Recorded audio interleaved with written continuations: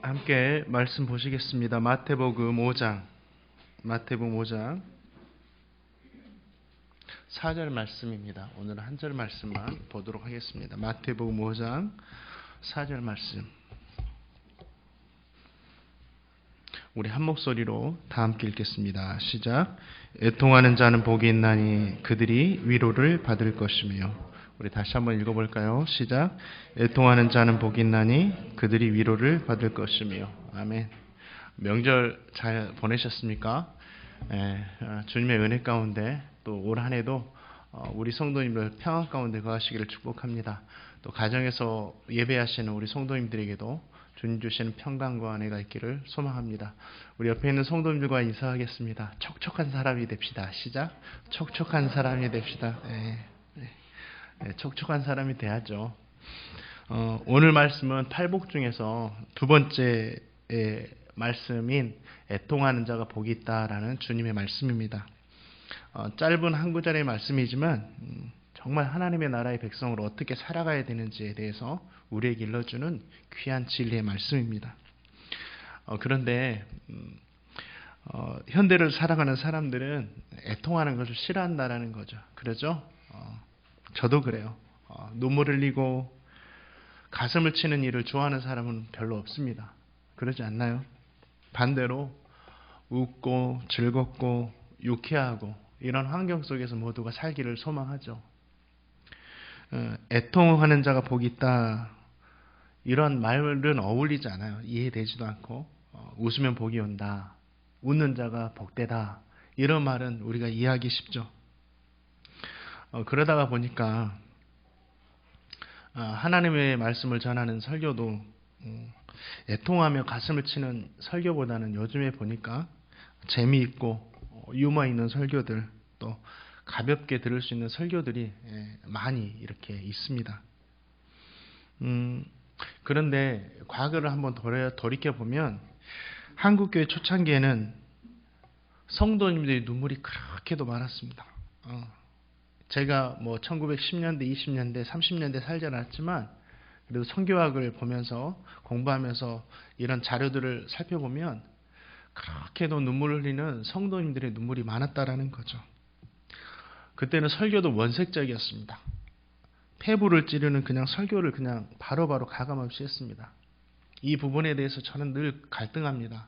저도 그렇게 하나님의 말씀 그대로를 이렇게 전달해야 되는데 이 말씀을 전하면 성도님들이 상처받지 않을까 하면서 어떻게 하면 이 말씀을 성도들이 거부감 없이 받아들일까 늘 고민하는 연약한 모습이 저에게 있습니다. 그런데 초창기에는 정말 원색적이고 폐부를 찌는 설교로 가득했습니다. 예배 시간에도 눈물을 흘리는 날이 많았어요. 설교하면 설교자도 울고 설교를 듣는 성도님들 울 때가 참 많았습니다. 얼마나 눈물이 많았는지 모릅니다. 평양 장대현 교회에서 시작되었던 그 부흥도 회개하며 가슴을 치는 이 애통하면서 시작되었습니다. 웃으면서 시작된 게 절대 아닙니다. 한국교회 성도들의 그런 한국교회가 성도들의 눈물로 세워졌다 해도 과언이 아닙니다. 사랑하는 성도님들, 오늘 말씀을 통해서 주님께서 원하시는 그런다고 해서 날마다 슬프게 살라는 건 아니에요. 주님께서 원하시는 애통하는 신앙으로 세워지시기를 주님의 이름으로 축원드립니다. 우리 말씀 한 구절 읽어보겠습니다. 마태복음 5장 4절 말씀이에요. 마태복음 5장 4절 오늘 말씀인데 다시 한번 읽어봅니다. 시작.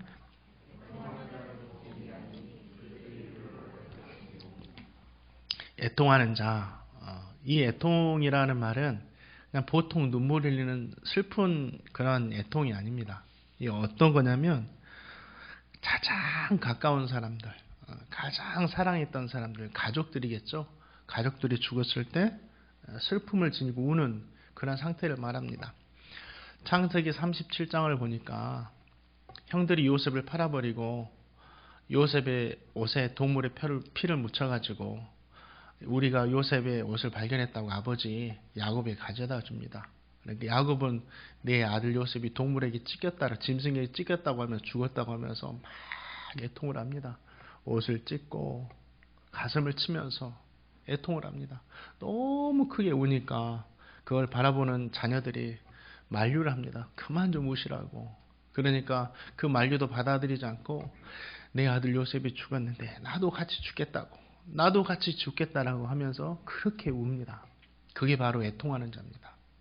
또 사무엘하 88장에 보니까 다윗의 아들 압살롬이 다윗에게 반역을 하다가 결국은 죽죠. 근데 자신에게 반역했던 압살롬이 죽었다라는 소식을 듣고 다윗이 어떻게 합니까? 정말 압살롬을 사랑했던 것 같아요. 내 아들 압살롬아, 내 아들 압살롬 하면서 정말 차라리 내가 너를 대신해서 죽었더라면 하고 가슴을 치면서 웁니다. 여기서 말하는 애통하는 자는 이런 애통이에요. 슬픔 중에 슬픔이고 가장 깊이에서 나오는 탄식을 말합니다. 주님은 이렇게 애통하는 자가 복된 자라고 말씀하십니다. 이해할 수가 없어요. 왜 이렇게 애통하는 자가 복된 자인가? 그러나 저와 성도님은 주님께서 이렇게 말씀하셨기 때문에 당장은 우리가 이해되지 않더라도 우리는 이 말씀을 받아들이고 순종해야 됩니다.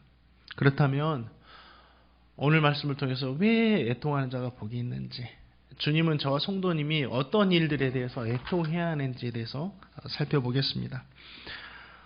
저와 성도님은 그냥 애통하면 안 돼요. 그냥 아무 일이나 애통한다고 복된 사람이 아닙니다. 먼저는 저와 성도님이 주님 앞에 나와서 삶에 대해서 애통할 줄 아는 사람이 되어야 돼요. 삶에 대해서. 삶에 대해서. 그냥 내 힘으로 사는 게 아닙니다. 우리 성도님들 스스로의 힘으로 사는 게 아니고 성도님들이 그냥 일하면서 그냥 우연하게 사는 것이 아닙니다. 주님의 은혜로 삶을 살아가는 거예요. 주님의 은혜가 없으면 저와 성도님이 살지 못한다라는 그 마음이 있을 때 애통할 수가 있습니다. 예수님 당시 예수님께 나와서 은혜를 받았던 대부분의 사람들 이런 사람들이었어요. 애통하면서 나왔어요. 문제가 있어서. 삶의 문제가 다 있었어요. 12회를 혈루증으로 앓던 여인이 나옵니다. 마가복음 5장에 보니까. 12해 동안 이렇게 병을 앓았다면 얼마나 힘들었겠어요. 성경을 보니까 그 병을 낫기 위해서 모든 돈을 사용했대요. 병 나으시려고 12년 동안 의원이라는 의원은 다 찾아가면서 모든 돈을 다 허비했어요. 그런데도 병은 낫지 않고 얼굴은 더 수척해지고 몸은 더 지쳐갑니다. 그러는 중에 예수님이 오셨다는 소식을 듣습니다. 그리고 마지막으로 정말 그 마지막이라는 그 심정으로 그 여인의 심정이 어떻겠을까요? 예수님 옷자락에 한번 손이라도 대보자. 예수님 걸어가시는데 뒤로 가가지고 덜덜덜 떨면서 주님의 옷자락을 만집니다. 그게 애통하는 거예요. 자신의 삶의 문제를 가지고 나와서 떨면서 주님의 은혜를 바라보면서 주님 아니면 난 죽는다. 우리의 삶의 문제를 가지고 주님께 나가야 됩니다. 그런데 애통하는 사람이 별로 없습니다. 기도해야 하는지 알아요. 하나님의 은혜가 필요해야 되는지 알아요. 그런데 직접 이렇게 여인처럼 나와서 애통하는 사람이 없다라는 거죠. 또 자신의 딸이 죽게 되어서 주님께 나와서 기도하는 사람이 있었고, 어떤 사람은 자신의 사랑하는 종이 병이 들어서 주님께 나왔던 사람이 있었습니다. 모두가 자신의 삶의 문제로 애통하며 나온 것이죠. 주님은 우리의 삶의 문제를 가지고 주님께 애통하며 나기를 원하십니다. 그런 사람이 은혜를 주세요. 사랑하는 성도님들, 문제가 있으신가요? 기도 제목이 있으신가요? 나의 힘으로 해결할 수 없는 일들이 많이 있습니까? 그렇다고 한다면 애통해하면서 오늘 말씀과 같이 애통하면서 주님께 나오시기 바랍니다. 눈물로. 그러면 주님께서 반드시 우리 성도님들에게 은혜 베풀어 주실 줄 믿습니다. 우리 삶의 문제로 애통하며 나오세요. 우리 주님은 영적으로 천국을 우리에게 주시고 구원만 주시려고 오신 분이 아니라 이 땅을 살아가는 동안에도 하나님의 자녀, 하나님의 백성들이 하나님의 은혜 가운데 살기를 원하신다라는 거예요. 또 한 가지, 우리의 애통이 여기에서만 끝난다고 한다면 저와 성도님은 세상 사람들과 똑같은 사람일 겁니다. 또 한 가지, 저와 성도님이 애통해야 하는 것이 있습니다. 이 예수님이 말씀하신 이 애통은 세상에서 오는 삶에 대한 문제로 애통하는 것뿐만 아니라 더 중요한 한 가지 문제를 가지고 있는데 죄에 대해서 애통하라는 거예요. 죄에 대해서. 하나님과 인간 사이를 갈라놓아버린 이 죄를 가슴을 치면서 아파하고 애통해야 된다라는 겁니다. 예수님의 말씀을 듣는 이스라엘 백성들은 예수님의 이야기가 잘 이해되지가 않았습니다. 이해되지가 않았어요. 자신들이 삶의 문제로 애통해 한 적은 있었지만 죄의 문제를 가지고 이렇게 막 죽을 것처럼 막 이렇게 애통해 한 적은 별로 없었기 때문이죠. 이것은 이스라엘 백성들의 모습뿐만 아니라 지금을 살아가는 사람들의 모습이기도 합니다. 그러죠? 재산을 손해봐가지고 막 죽을 것처럼 애통해하는 사람이 있어요. 막 재산을 다 손해보니까 진짜 목숨을 잃은 사람도 있더라고요. 가족과 죽음으로 해서 이별하고 그래서 애통하는 사람들도 있고 삶의 불행이 찾아오자 애통하는 사람들이 있습니다. 그러죠? 저도 그렇고 성도님들도 그렇고 이 세상의 사람들도 다 이런 부분에 대해서는 애통을 합니다. 그런데 죄의 문제를 가지고는 이렇게 막 가슴을 치면서 애통해하는 사람을 저는 별로 본 적이 없어요. 회개할 때, 참회 기도할 때 빼놓고 TV를 통해 여러 범죄들이 뉴스를 통해서 우리에게 들려주죠. 그렇죠? 사람을 죽였고 이웃의 가정을 파괴하고 도둑질을 하고 강도짓을 합니다. 그런데 그 죄를 뉘우치고 가슴을 치면서 애통해하는 사람들은 제가 별로 본 적이 없어요. 재판석 상에서도.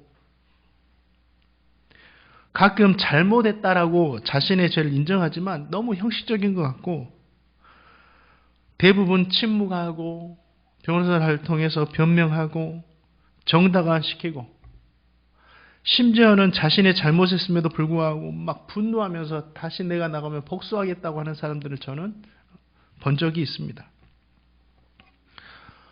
사랑하는 성도님들, 저와 성도님이 세상 사람들이 아니라 하나님의 백성이라고 한다면 우리는 세상의 일로도 개인의 삶의 문제로도 애통을 해야 되지만 하나님과 우리 사이를 갈라놓아버린 이 죄의 문제를 가지고 더욱 애통할 줄 아는 사람이 되어야 된다는 거예요. 요한의 고백처럼 하나님께 의롭다 할 사람은 한 사람도 없기 때문이에요. 어떻게 애통해야 됩니까? 어느 정도로 죄에 대해서 애통해야 되죠? 예수님께서 짊어지신 십자가만큼 아파하며 애통해야 돼요. 왜 그러냐면 죄의 결과가 십자가이고 죄의 무게가 십자가이기 때문이에요. 그러한 심정으로 지난주에 설교했던 대로 세례와 같은 심정, 가슴을 치면서 애통을 해야 된다는 겁니다. 누가복음 7장에 보면 예수님께서 바리새인에게 저녁 초대를 받으시고 그 집으로 가셨습니다. 근데 그 예수님이 오셨다는 소문을 듣고 그 동네에서 죄를 지은 한 여자, 그러니까 동네에서 죄를 지은 한 여자면 동네에서 소문이 났다라는 거죠. 어떤 죄를 지었다라고 손가락질 받고 있는 그 여인이 예수님 식사하는 자리에 향유 담은 옥합을 가지고 와서 예수님 발곁에 섰습니다. 근데 예수님 발곁에 서자마자 어떻게 하냐면 막 눈물을 흘리는 거예요. 예수님 말하진 않은 막 눈물, 얼마나 눈물이 났던지 성경을 보니까 예수님의 발을 적실 정도로 눈물이 났다고 합니다.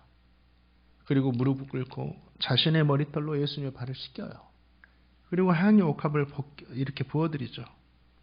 이거예요, 애통하는 게. 죄에 대해서 아파하는 것, 죄에 대해서 눈물을 흘릴 줄 아는 것, 그것이 바로 주님께서 저와 성도님에게 원하시는 애통함이에요. 그냥 지나시면 안 돼요. 그런데 저와 성도님이 애통하는 이유는 구원을 받기 위해서가 아닙니다. 저와 성도님이 애통하는 이유는 구원을 받은 하나님의 백성이기 때문에 죄에 대해서 애통해 하는 거예요. 구원을 받은 하나님의 백성이기 때문에 이제 죄가 무엇인지 알고 이 죄가 얼마나 무겁다는 걸 알기 때문에 애통해 하는 겁니다. 이것이 예수를 믿지 않는 사람들과 성도님들과 구별되는 부분이에요. 예수님을 믿고 하나님의 백성이 되기 전까지는 죄를 지어도 무덤덤하잖아요. 뭐 그냥 거짓말해도 이중적으로 살아도 사람들에게 들키지만 않으면 뭐 그만이에요. 그렇죠? 그런데 예수님을 믿고 나니까 그렇게 되지가 않는 거예요. 막 심장이 방망이질하는 거죠. 하나님의 말씀에 벗어나 살아갈 때마다 마음이 그렇게 편하지 않아요. 예전에는 그러지 않았는데 예수를 믿고 나니까 마음이 편하지가 않는 거예요. 예전에는 그냥 쉽게 지나가는 일들이 그렇지 않게 된다라는 거죠. 도덕적이고 윤리적인 사람이 되었다라는 뜻이 아니에요. 뭐냐면 하나님 앞에 살아가는 하나님의 백성이 되었다라는 뜻이에요. 사랑하는 성도님들, 우리 주님 말씀하십니다. 애통하는 자가 복이 있다. 삶의 문제뿐만 아니라 죄에 대해서 애통해하는 하나님의 백성으로 살아가시기를 주님의 이름으로 축원드립니다. 또 애통해하는 부분이 어떻게 애통해야 될까요? 이 팔복의 모든 말씀은 주님의 모습이라고 그랬잖아요. 주님처럼 애통해야 됩니다. 주님처럼. 우리 주님은 태어나실 때부터 십자가 지시기까지 막 웃고 즐겁고 이런 날도 계셨지만 대부분 많이 눈물이 참 많으셨어요. 우셨다라는 표현이 많이 나옵니다. 주님은 목자 없는 이스라엘 백성들을 보시면서 애통해 하셨어요. 나사로의 죽음 앞에서 어떻게 합니까? 눈물을 흘리셨다라고 요한복음에 기록해요. 눈물을 흘리시더라. 파괴될 운명이 놓인 예루살렘을 보시면서 한탄하셨습니다. 예루살렘아, 예루살렘아 하시면서. 그리고 십자가 지시기 전날 밤에도 하나님 앞에 기도하시면서 눈물을 흘리십니다. 주님께서도 애통해 하시면서 하셨어요. 저와 성도님을 위해서. 우리 주님은 정말 크게 애통한 부분이 두 가지를 살펴보는데, 먼저는 하나님의 말씀을 따르기 위해서 애통해 했다라는 거예요. 이거는 저와 성도님에게 정말 귀한 신앙의 진리를 주고 있습니다. 자, 마태복음 26장 39절 말씀 우리 같이 한번 읽어보겠습니다. 시작.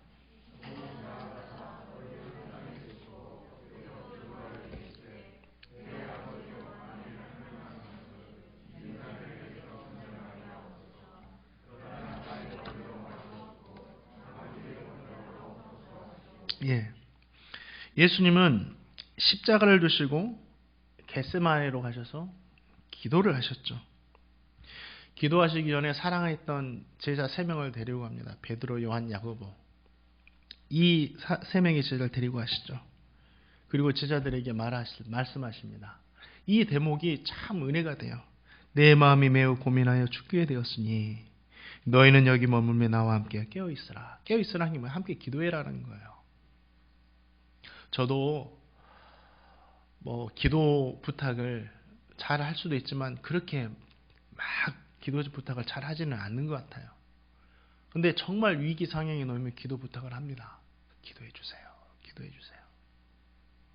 주님께서 이렇게 제자들에게 함께 깨어있으라 하신 것은 얼마나 지금 큰 위기 상황 가운데 있었는지를 우리는 볼 수 있다는 거죠.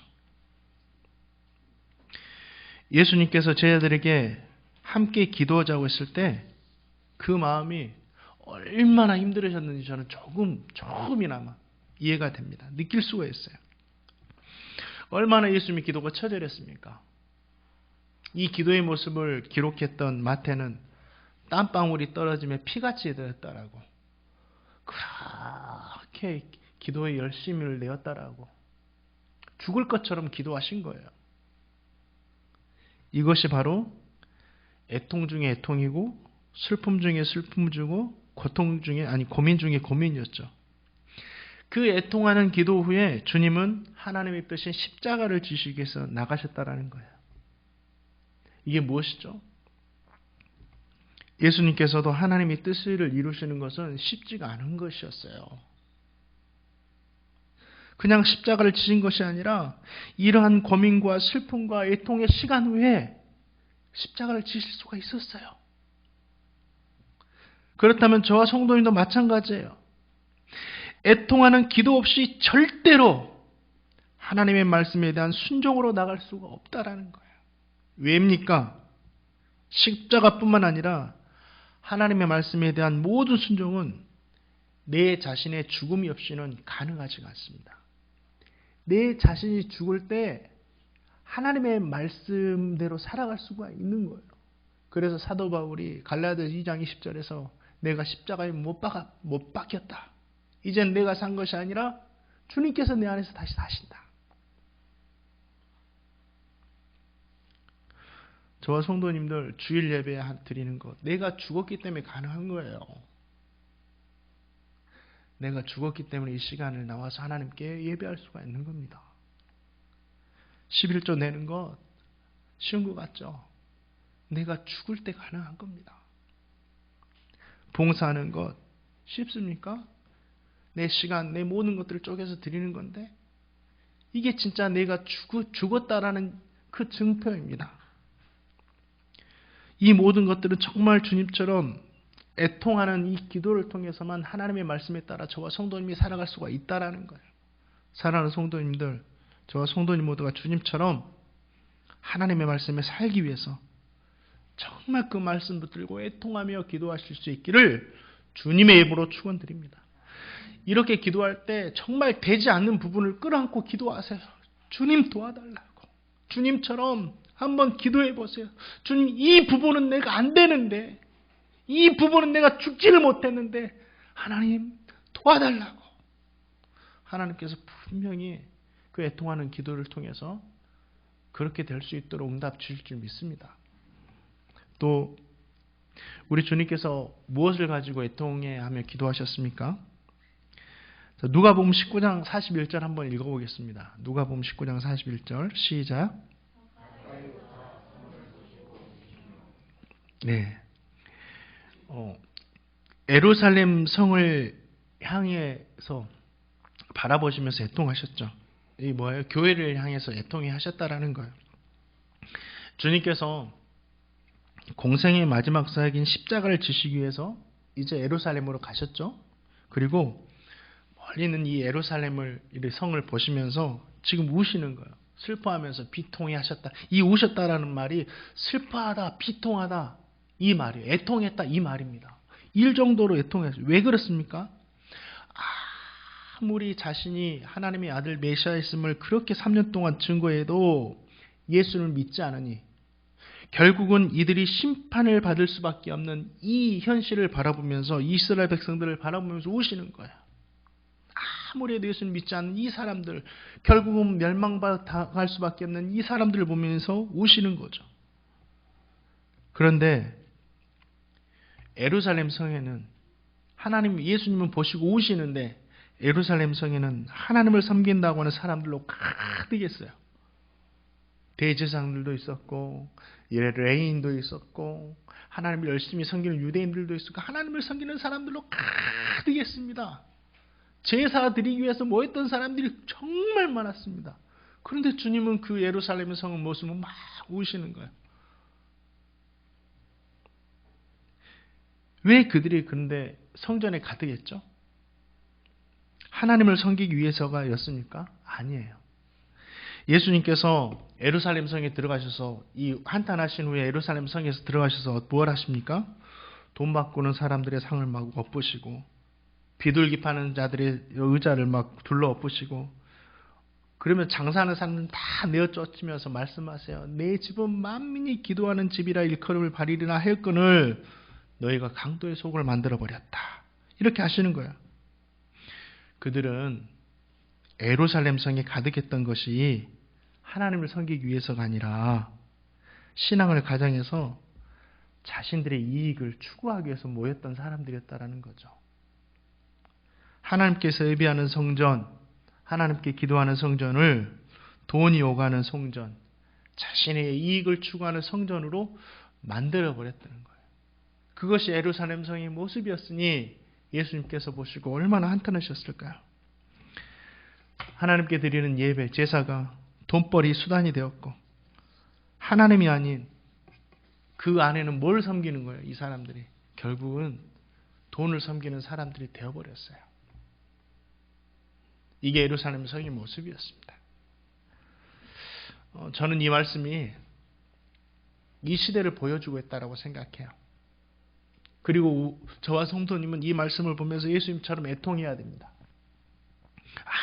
아무리 예수님이 복음이다, 예수님 믿어야 된다 라고 외쳐도 듣지를 않아요. 역 앞에 나가서 마스크 나눠드리면서 다른 말 하지 않습니다. 예수님 믿으세요. 예수님 믿으세요. 이렇게 이야기하면 사람들은 다 피해갑니다. 싫어해요. 예수를 믿는 성도들마저 뭐라고 하냐면 왜 그런 구시대적인 방법으로 전도하냐라고 평가절하합니다. 지금은 예수를 믿는 성도만 욕하는 것이 아니라 노골적으로 예수님을 부인합니다. 목사는 이미 기생충 같은 사람이 되어버렸습니다. 이러한 현상을 볼 때마다 저와 성도님 어떻게 해야 될까요? 시대가 하수상하니 어쩔 수 없지 이렇게 당연한 듯 받아들여야 됩니까? 아니라는 거예요.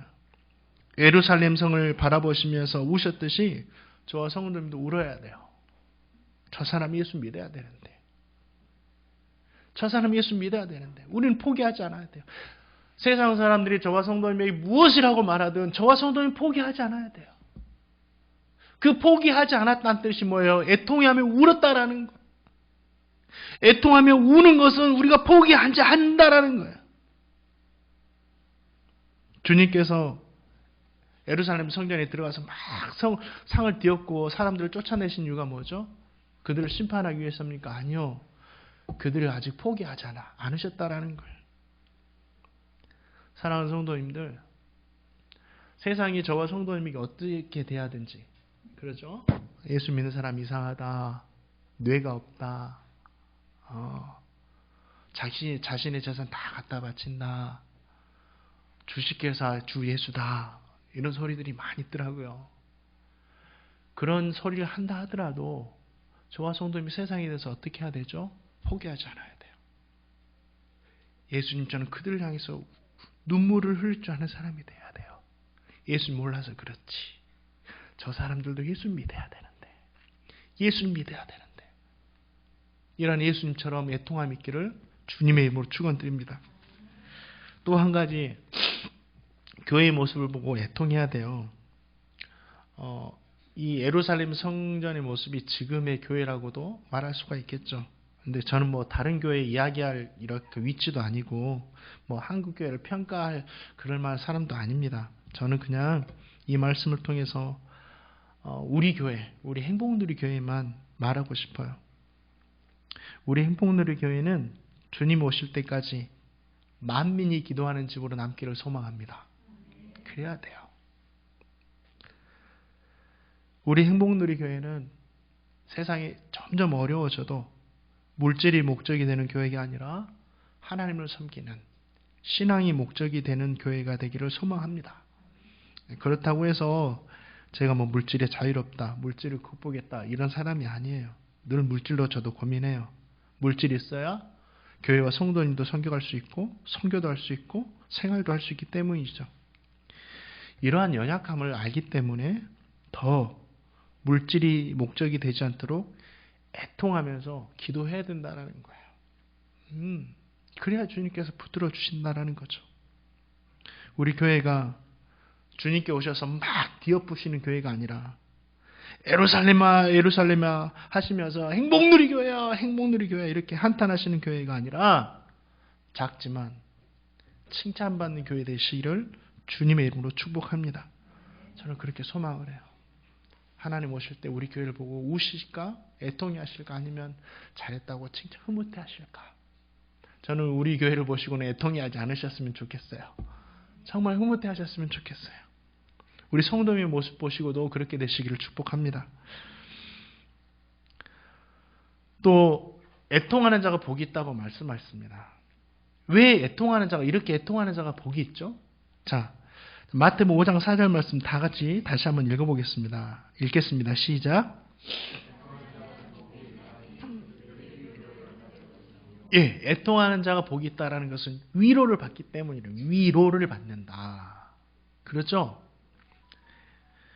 삶에 대해서 주님께 나와서 애통해야 할 때 주님이 위로를 해주신대요. 그 위로가 뭐예요? 12해를 혈루병을 앓았던 그 여인을 딸아 내 믿음이 너를 구원하였다 말씀해 주셨어요. 예? 죽었던 딸을 살려주셨어요. 사랑하는 종의 병을 고쳐주셨어요. 저는 주님께서 정말 이 땅에 오셔서 우리에게 영적인 것과 그냥 신앙적인 것만 주시기 위해서 오셨다라고 생각하지 않아요.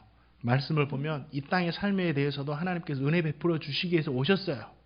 사랑하는 성도님들, 삶에 대해서 애통함으로 말미암아 정말 그 삶에 대해서 은혜 주시고 응답해 주시는 그 위로를 받는 저와 성도님 되시기를 주님의 입으로 축원드립니다. 또 애통하는 자가 위로를 받는다고 했는데 그 위로는 뭐냐면 용서예요. 용서를 받습니다. 용서. 이게 뭐냐면 이 위로라는 말이 파라칼레오라는 말이에요. 파라칼레오라는 말이 이렇게 연결된 건데 곁으로 부르다라는 이야기 돼요. 우리 주님께서 죄에 대해서 애통하면 곁으로 불러주신대요. 이게 바꿔 말하면 주님께서 우리에게 다가오신다라는 거예요. 주님께서 함께 하신다라는 거예요. 주님께서 함께 하셨다라는 것은 어떤 의미가 있을까요? 하나님과 우리의 사이를 갈라놓은 죄의 문제가 다 해결되어 버렸다라는 거예요. 그건 뭐예요? 용서했다라는 거죠. 저와 성도님이 가슴을 치고 죄에 대해서 애통해할 때 어떤 죄라도 예수 믿지 않는 죄 한 가지만 빼놓고 어떤 죄라도 우리 주님께서 다 용서해 주시는 줄 믿습니다. 이 용서가 주님께서 주시는 위로라는 거예요. 주님께서 어느 정도까지 용서해 주세요. 자, 누가복음 15장 7절 말씀이 있는데요. 한번 읽어보겠습니다. 누가복음 15장 7절 시작.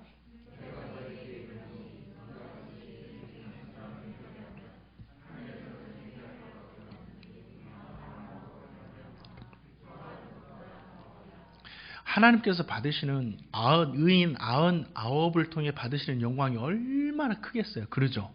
의인 99명이 하나님께 드리는 영광이 얼마나 크겠냐고요. 그런데 죄인 하나가 애통하며 회개할 때 그 기쁨보다 더 크게 기뻐하신다라고 우리 주님께서 말씀하세요. 이거는 주님께서 말씀하셨기 때문에 변하지 않는 진리입니다.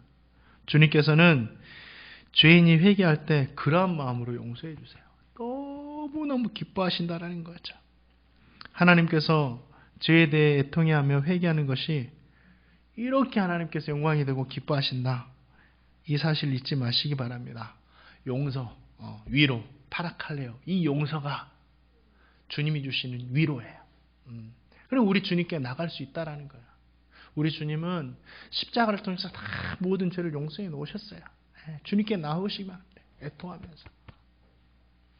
마지막으로 애통하는 자가 받는 위로는 변화되는 거예요. 회복되는 거고 변화되는 거고. 자, 예수님과 같이 하나님의 말씀에 따라 살기 위해서 막 애통할 때 저와 성도님 어떻게 되겠어요? 내 자신이 죽고 이제는 하나님 말씀대로 살아갈 수 있다라는 거죠. 예배도 드리고 헌금생활도 하고 봉사생활도 하고 세상에 나가서 하나님 말씀 의지하며 살아가는 거죠. 이건 어떻게 된 거예요? 내 자신이 하나님의 자녀로 모습으로 변화되었다라는 거예요. 진정한 하나님의 자녀의 모습으로 진짜 모습으로 회복되었다라는 거예요. 이것이 위로가 아니고 뭐겠냐고요. 야, 정말 만물의 찢겨 같은 내가 사도 바울의 고백처럼 이렇게 하나님의 자녀의 모습으로 변화되다니. 이 모습을 바라볼 때 얼마 감사와 은혜가 되겠습니까? 바로 변화와 내 자신의 변화와 회복이 하나님 주시는 위로다. 마지막으로 자, 에스라 9장 3절 말씀 마지막으로 한번 같이 읽어보겠습니다. 에스라 9장 3절 시작.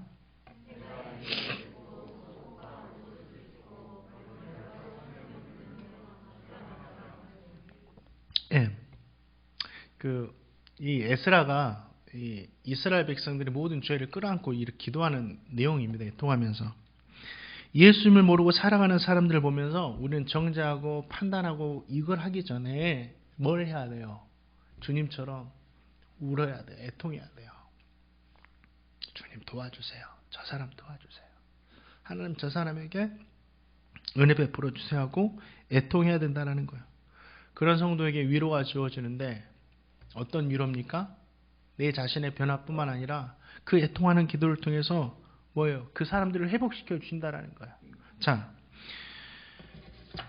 에스라는 백성들의 죄악이 너무나 기가 막혀서 어떻게 기도합니까? 겉옷을 찢고 머리털과 수염을 뜯어가면서 막 기도하는 거예요. 이 이스라엘 사람들을 보니까 너무 마음이 아파서 우상 숭배뿐 아니라 하나님께서 금하신 이방 여인을 데려와서 막 결혼하는 거예요.